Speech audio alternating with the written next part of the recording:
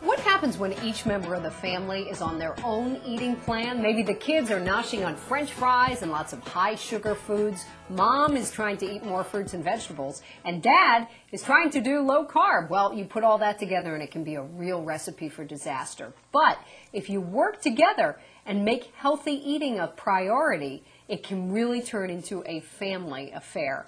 And with us today to show us how to do that is Dr. Scott Stoll, Medical Director with the Back and Neck Center with Coordinated Health of Lehigh Valley. So Scott, thanks so much for being with us Thank you. It's great to be here. Scott, you have a degree in nutritional sciences, and you were also a member of the 1994 U.S. Olympic bobsledding team. Yes. So you know lots about being healthy and what it takes. Tell us how you started working with your family to make healthy eating a priority. A couple of years ago, we really felt like it was important to make some lifestyle changes in our family.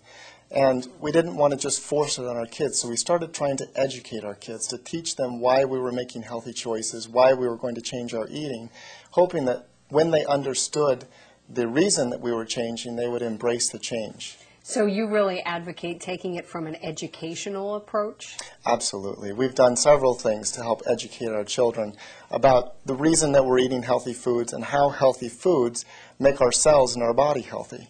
What can you do if not all members of the family are on the same page with this? It's actually very challenging, and we have some friends that I've been working with and some patients who have teenagers who are not on the same page with healthy eating choices. Yeah. And I encourage them first, don't let food be a division in your family.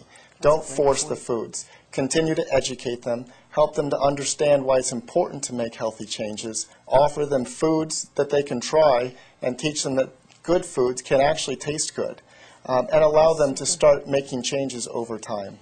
You have some specific tips for dealing with children, which is probably, I mean, our spouses are hard enough, but children are really the toughest ones. I mean, we struggle to get them to eat anything sometimes, let alone healthy things. So what are some things that people can think about doing? Well, first, don't make food a reward or a punishment. Food is there for health. It's there for our bodies, for nutrition. Don't use it to reward kids or to punish them. Second, help them to understand why they're eating the foods. And we've done several things, books and education and pictures, just to help our kids understand why they're eating the foods. You brought one of the books with you today. I did. Tell us about this. This is a book that my kids have actually really enjoyed. It's called Chelsea's Healthy Secrets. And it goes through why healthy foods are healthy for our cells. And it actually teaches them about cell nutrition. And it gives them a nice example of one girl who eats healthy and a little boy named Tim who decides not to eat healthy, and it shows them the outcomes. That's really neat. Really great way to do that. Other ways to get kids on board with this? We try to make food a family affair. So my children often go to the store with my wife, helping to select foods at the store, putting them in the shopping cart, helping her to select different foods. We also encourage our kids to help preparation in the kitchen, so they really get involved in cooking, and they absolutely love that. And we try to make food fun. We try to make food and family and dinner a really family affair, so we all sit down, we enjoy food together. And the food encourages a great family environment. That, I would think, would be a great way also for people who say, I don't have enough time to either cook or I don't have enough time to spend with my family. Well, there's a solution to try to incorporate all of those and to work that out. How about introducing new foods to kids? That's often a challenge for parents. It is a challenge, and sometimes kids don't like to see the green on their plate. Yes. So what we try to do, we understand that oftentimes your taste buds will adapt over time. And so introducing a food to a child at least 8 times and encouraging them to at least take one bite, they will begin to develop a taste for those foods. And we found that to be true, and our kids actually enjoy things like Brussels sprouts and broccoli and asparagus and lots of different vegetables. So we encourage them to try a bite. We don't force them to eat it, but we encourage them to at least try a bite of these foods, and over time they really have developed some taste for foods that you might not expect your children to eat. Like? Well, like our sons like Brussels sprouts. Wow. They love asparagus. My 2 older sons love salad. So things that you don't typically see 8- and 4-year-olds eating, our children actually enjoy eating those types of foods. Right. That's super. How about finding foods for everybody's palate? If you are a family where everybody kind of has some different tastes, some people say, well, I'm not cooking 4 different meals. Yeah, and I think that's really important. What we've done at our house is encourage our kids that we're making one meal, and this is the food that we're all going to eat. And I think it really is a challenge for whoever's making the meal in the home to have to try and prepare separate meals. And I think that encourages division in the family and allows food to bring some division. So we make one meal, and that's the food that we eat, and we encourage them to try a bite. We don't force them to eat it if they don't want to eat it, but at least it's there for them to try.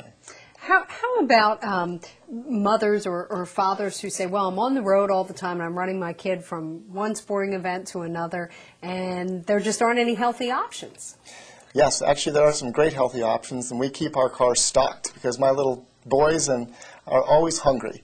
So we've done a couple of things. We usually carry some apples. They actually travel very nicely. I do that in my car as well. We carry bananas. It's a nice, easy, quick snack. We've bought a lot of these nut bars. They have raw nuts and raisins and honey, and it's a great snack for the kids, and it's something easy to give them that we know is not going to raise their sugar level or give them a bunch of high fructose corn syrup. So it's an easy thing to just throw in the back. When the kids are hungry, we open up a bar and an apple, and they're ready to go. That's great. That's the type of thing that a mom can even throw into her purse if she's going into a store or something like that. That's a good point. Great. How about going out to eat, which is sometimes a challenge for people? It is a challenge. As we've spoken before, the culture that we eat in serves large portions of lots of times unhealthy foods. And so as you're making healthy transitions, it can be difficult to find new restaurants. So it does take a little upfront work to try out some new restaurants and try some new recipes and menu selections. But certainly there's some options. You can always order a nice salad. We found that chefs are very accommodating to preparations of different foods or selections. If you just ask, oftentimes they will accommodate your request. Japanese food and Chinese food can also be a nice choice. Super, great. I guess the bottom line with all of this is you have to try to get all family members on board to make them understand how important this is. That's right. Yeah, and it's about so incredibly related to your health and can really make such a difference. So we have lots of information on our website, which is www.pottstownfoundation.org. And Scott, we thank you so much for your time and wish you best of luck with continuing to make healthy eating a part of your family. Thank you, Beth. Healthy eating can seem like a lonely prospect if you're the only one at the table doing it, but why not make it a family affair? Talk with the whole family about the importance of eating healthy foods. There's great ways to get kids on board. Take them to the supermarket with you, bring them into the kitchen and let them help you cook. Teach them about the importance of healthy eating and what food really does for their bodies.